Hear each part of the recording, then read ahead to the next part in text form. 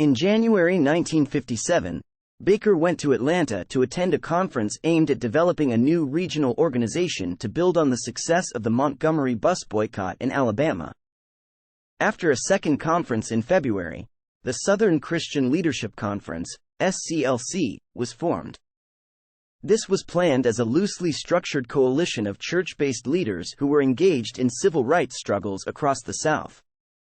The group wanted to emphasize the use of nonviolent actions to bring about social progress and racial justice for Southern blacks.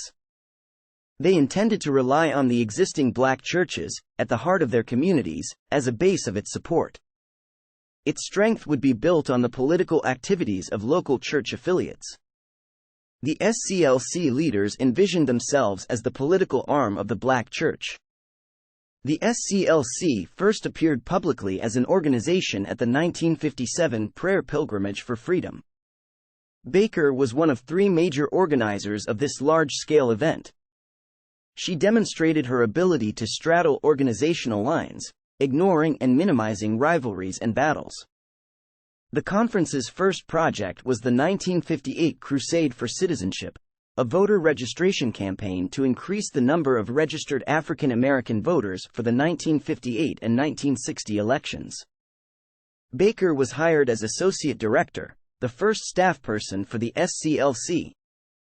Reverend John Tilley became the first executive director. Baker worked closely with Southern civil rights activists in Georgia, Alabama, and Mississippi, and gained respect for her organizing abilities. She helped initiate voter registration campaigns and identify other local grievances. Their strategy included education, sermons in churches, and efforts to establish grassroots centers to stress the importance of the vote. They also planned to rely on the Civil Rights Act of 1957 to protect local voters.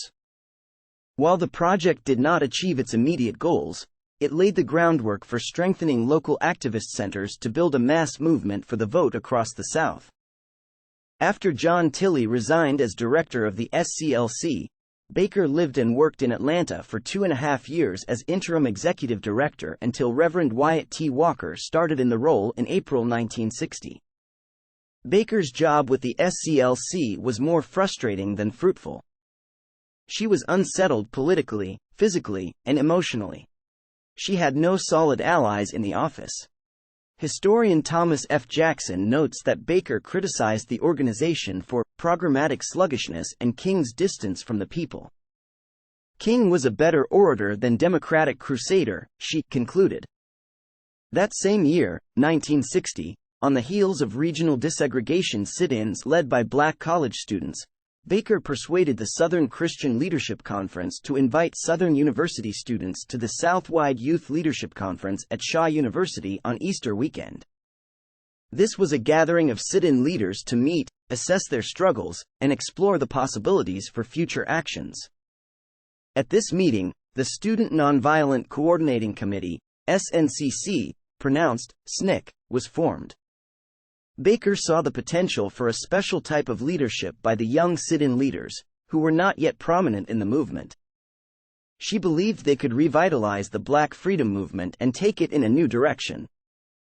Baker wanted to bring the sit-in participants together in a way that would sustain the momentum of their actions, teach them the skills necessary, provide the resources that were needed, and also help them to coalesce into a more militant and democratic force. To this end, she worked to keep the students independent of the older, church-based leadership. In her address at Shaw, she warned the activists to be wary of leader-centered orientation. Julian Bond later described the speech as an eye-opener, and probably the best of the conference. She didn't say, "Don't let Martin Luther King tell you what to do," Bond remembers, but you got the real feeling that that's what she meant.